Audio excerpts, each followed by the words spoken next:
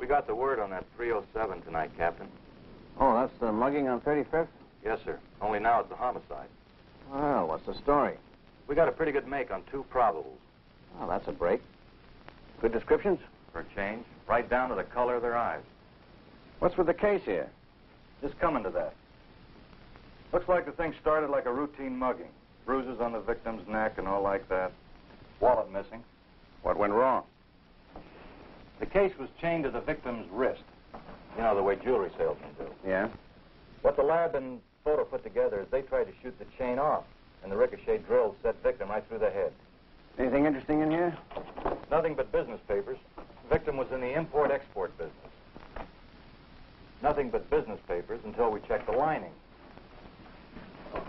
Then this. Uh-oh. Looks like we got a federal case here, man.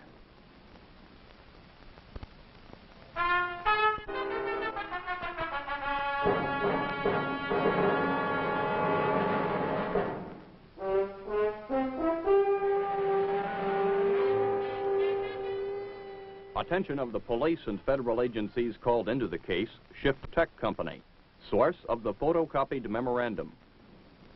You're absolutely positive, Bob. No carbon. Okay, I'll keep you posted. Good luck at the meeting. Right. Bye. Ray, I'm really stumped. It's utterly fantastic. You checked my file safe yourself. Yes, sir. It hasn't been tampered with in any way, and the original memo's still there. And you and I are the only 2 people in the plant with the combination. That's right, sir. Then how the devil did someone get a chance to take a photograph of the original? Well, that's what I'm trying to figure out, Mr. Silliman. Ray, I'll tell you precisely what happened the day Bob wrote me that memo. He wrote it with his own hand. Now, you heard him on the phone. No copies. He came up here, handed it to me with a wink, and left. I read it, jumped for joy, then put it in the file safe myself, and it's been there ever since. But somewhere along the line, a copy was made.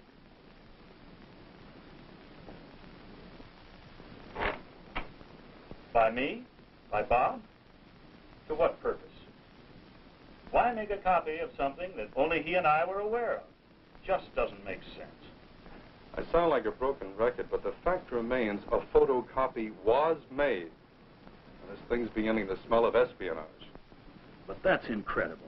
Absolutely unbelievable. Incredible? Absolutely unbelievable? Why then the frequent headlines announcing the exposure of this or that spy, sometimes native-born, sometimes a foreigner?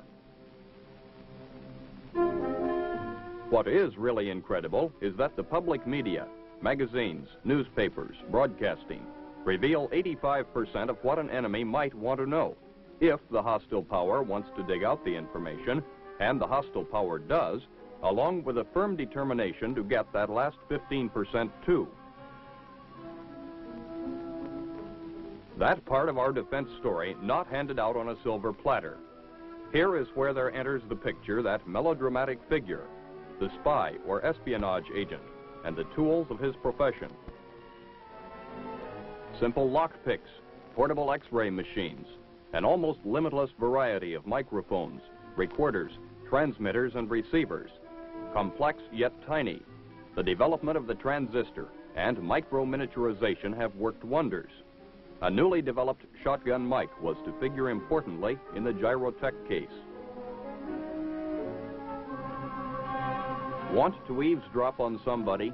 Attach a small hidden device and the telephone caller will have an audience he never suspected. Or take the area of photography, motion pictures, still camera, infrared, and microphotography. All available and some small enough to lose inside a pack of cigarettes. You can buy a telescope today that will let you count the freckles on someone's neck a mile or so away. Freckle counting is not the name of the game called espionage, however. Our purpose here, in this case illustration, a composite of several actual security violations, is to make you aware of the improbable, unbelievable devices that can be used against your company and you. That's incredible. Absolutely unbelievable. First step when the unauthorized photocopy was discovered. Comparison with the original Gyrotech memorandum. The handwriting on the copy was strangely elongated, as though the picture had been taken at an angle. Using an instrument known as the autofocus rectifier, government technicians can, in effect, flatten out the photocopy.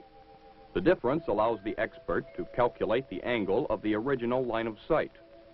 Investigators were now able to establish the vantage point from which the photograph was made. A newly established import-export office across the street from Gyrotech. The subleased office was now vacated. The federal security investigators made an inch-by-inch analysis of the premises. Tests were conducted using a telescopic lens known as the Questar. At this distance and position from the Gyrotech plant, it was as though much of what went on inside Gyrotech was exposed to view, a close-up view. With a camera attachment, agents could photograph even the smallest details in a blueprint or document, right through the window of the president's office.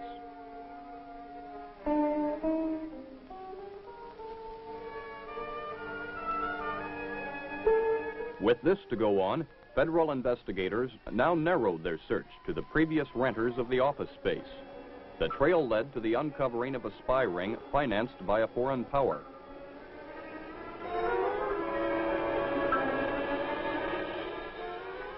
Boyd Johnson, American-born, a recently hired electrician, employed by Gyrotech.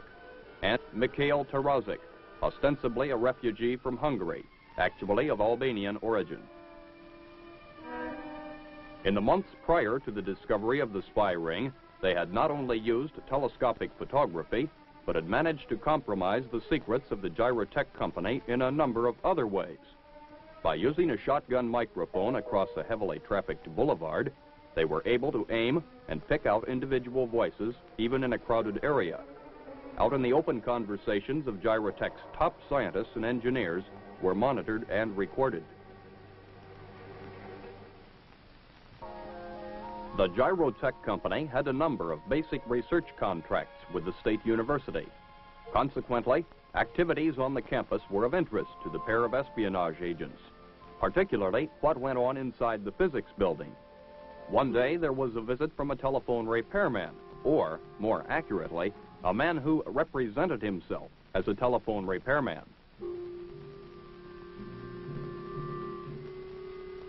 It had been an easy matter to interfere with the telephone drop line outside the building to create a genuine disturbance. It was an easy matter to gain entry to where he wanted to go to. A busy secretary was in no mood to check his credentials.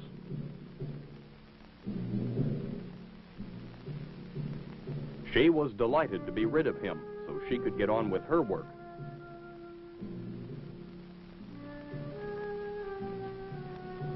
Mikhail Tarazik must have felt the same way as he proceeded to, quote, repair, unquote, the professor's line.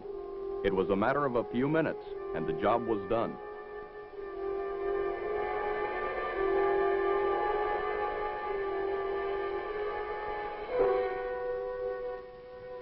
Satisfying himself that the secretary was not the curious type, Tarazik quickly turned to his next task, wiring the professor's chair for sound.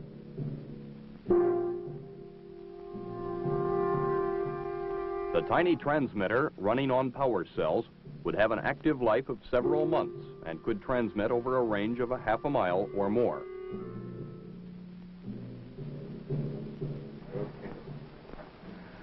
Only another year to your doctorate, Carson. Yes, sir. And now that Dr. Peabody's retired, you'd like to work with me. Very much so, sir. Lasers your specialty, huh? Electron injector lasers, sir. What were you and Peabody using chiefly? Sometimes indium antinomide, mostly gallium arsenide. And what was your biggest problem? The cryogenic factor. If only... Suppose I told you I found a way to lick the problem. No more sub-zero temperatures.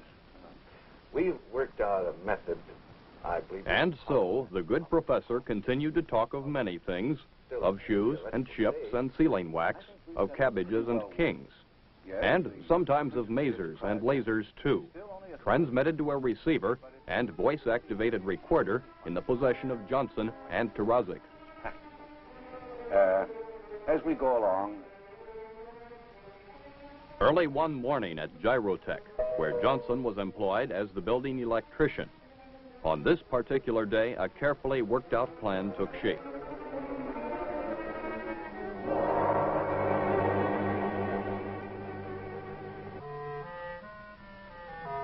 Who better to call about the lighting failure than the building electrician? The foreman assigned the job to Johnson. It was a restricted area where secret work was performed. Johnson, having only a company confidential clearance, was escorted to prevent his access to secret information. So far, everything according to the book.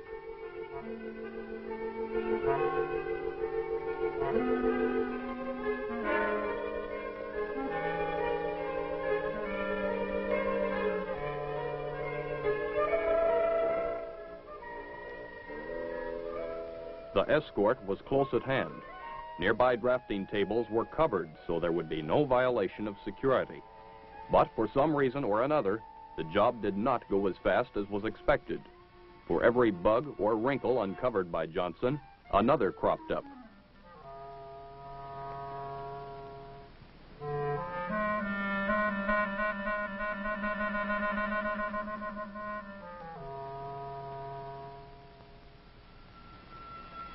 The job would take a couple of days, and so it went. When he entered the second time, then the third, Johnson was an accepted figure in the drafting room. The escort and personnel in the area were a lot more casual now.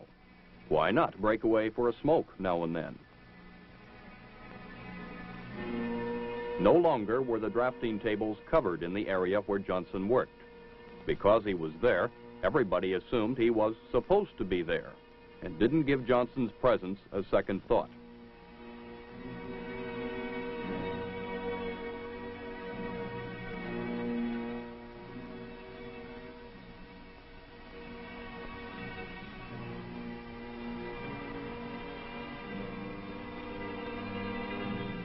Under hobbies on his job application form, Johnson had listed only one word, fishing, which was quite honest of Mr. Johnson. Unfortunately, no one had sought to find out if Mr. Johnson was also a highly trained photographer. What appeared to be an ordinary screwdriver contained a small camera. Within seconds, he had a photographic record of plans and specifications that had taken months, even years, to develop.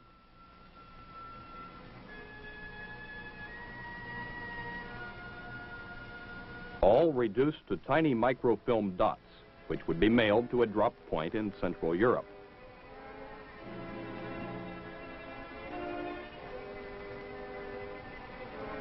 As a journeyman electrician, Johnson was able to accomplish several other jobs, such as using a spike mic and miniature transmitter to record conversations in the adjacent management conference room. One day, a photocopier broke down due to electrical failure. Johnson was summoned. He had the chance to install an automatic miniature camera. Now it would be one copy for the company, one for Johnson's foreign employers. The final assault of Johnson and Tarazik one night. By bypassing the alarm system and picking a lock, they were able to gain access into the plant. Periodically, the guard made his rounds through the premises.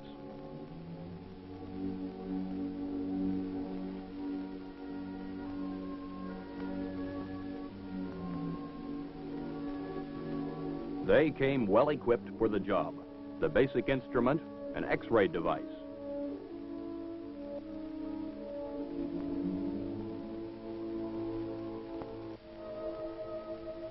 The files of the engineering project supervisor had been properly secured. Johnson held the negative X-ray plate against the locking mechanism, while Tarazik went around to the rear of the file with the radioactive element.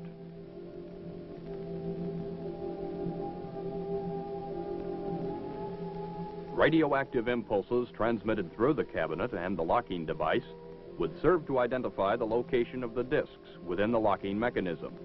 It was a quick matter to develop the X-rays. And an expert like Tarazik now knew the combination.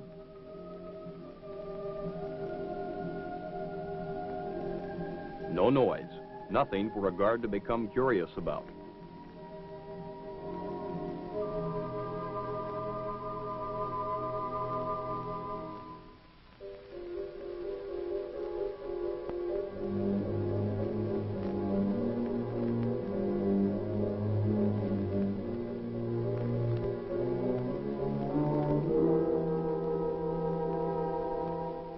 The classified files of the engineering project supervisor, carefully replaced by the two men, would make interesting for the intelligence agency of a foreign power. And the next morning, the supervisor would not have a clue that his classified file had been rifled.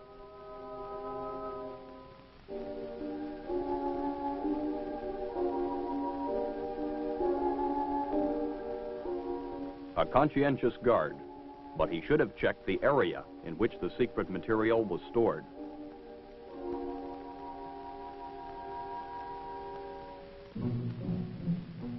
The Gyrotech case history represents a composite picture of security violations within a single plant, but each one of these illustrations is based on fact.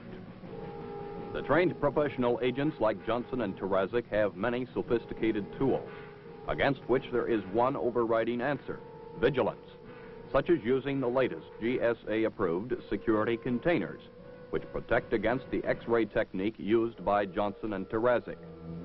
Open your mind to this basic truth: half measures are worse than nothing. Security must be all the way. Half measures allowed Johnson to doctor the photocopying machine. All the way means allowing access only to fully authorized servicemen. Half measures allowed the illicit photographing of the work of many key draftsmen. All the way would have meant an escort all the time in the restricted area and classified material covered. Tarazik's style of telephone repair would have been frustrated if more than a quick look had been taken at his company identification card.